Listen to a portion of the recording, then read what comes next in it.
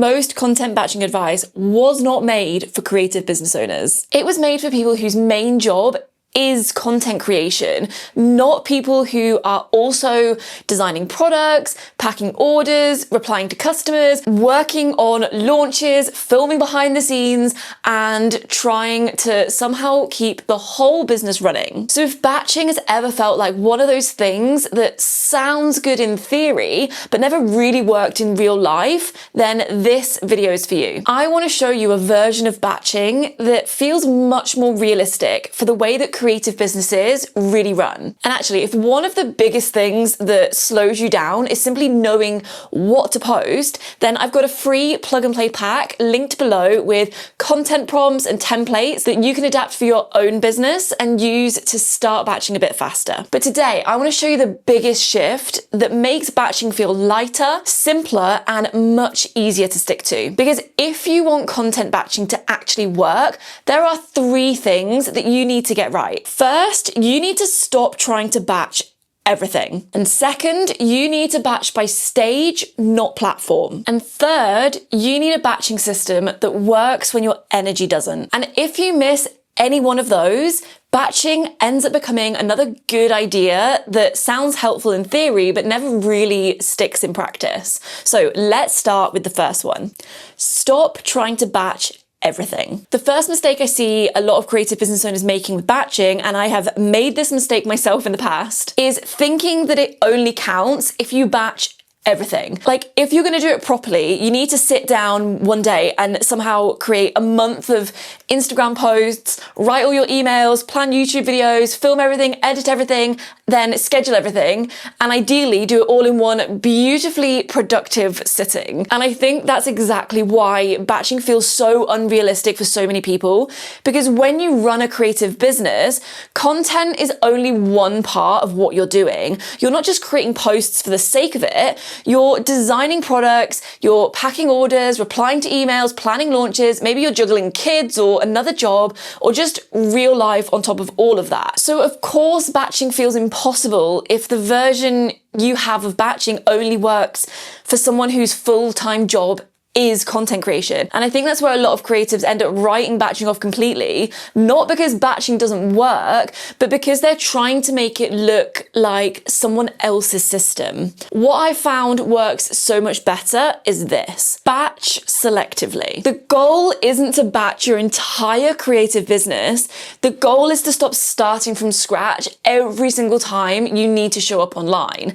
And that is a very different thing. For example, there are some parts of content creation that probably do make sense to batch. Things like editing reels, brainstorming post ideas, drafting emails, creating launch content, or designing carousel posts. But there are other parts that might work better in the moment, like filming a product that you've just finished, or capturing behind the scenes clips where you're already working and sharing something that naturally happened that day inside your business.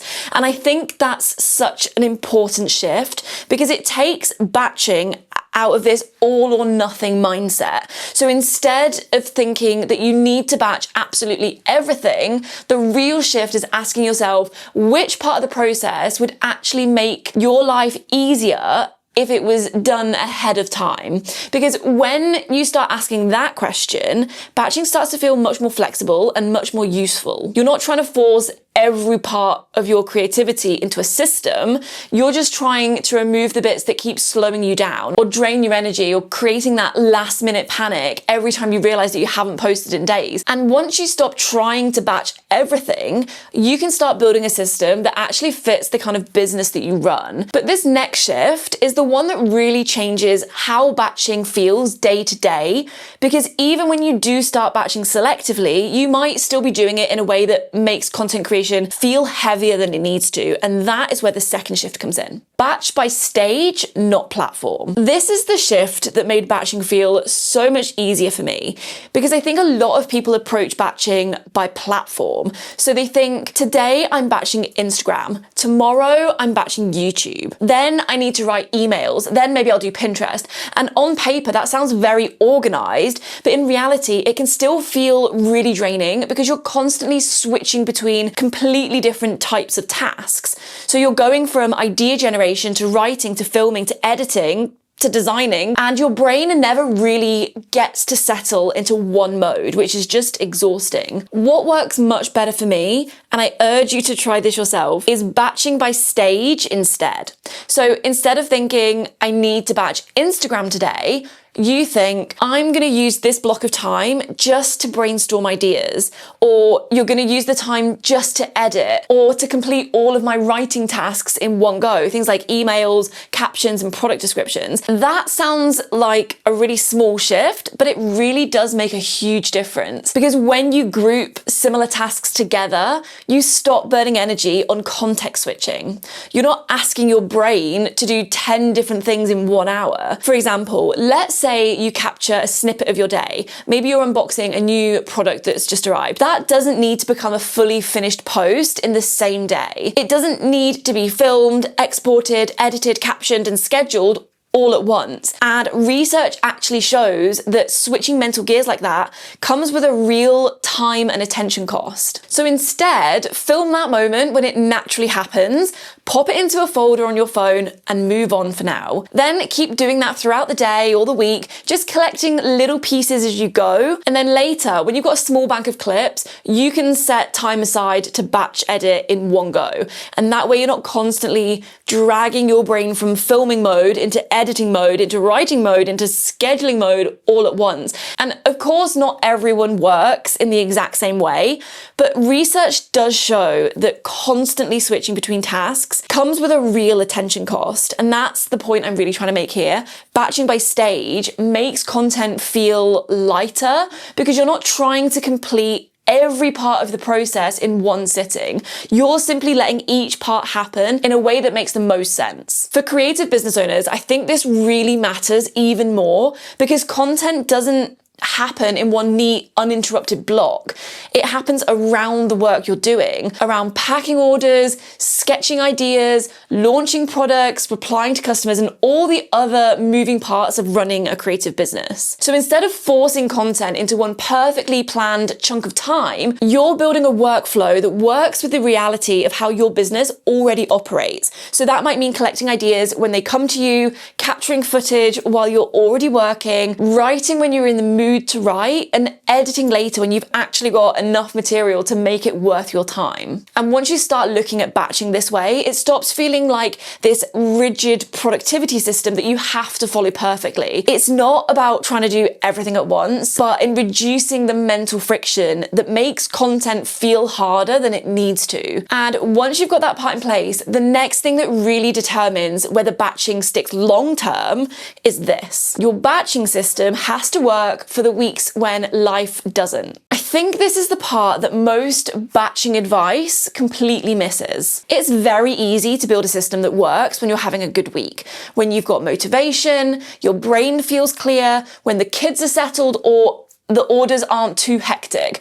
But that's not real life all of the time. And if your batching system only works in ideal conditions, then the second life gets messy, it just falls apart, which is exactly why so many people feel like batching doesn't work for them. But it's not that they can't do it. It's that they've built a version of batching that only supports the most productive version of themselves. And I think if you run a creative business, that's just not enough, because there are gonna be weeks where you're busy with orders, where you're in full-on launch mode, or your energy is low, maybe family life takes over, or your creativity just feels a bit flat. And on those weeks, you do not need a system that makes you feel guilty for falling behind. You need a system that helps you in those moments. And that's what a good batching system should do.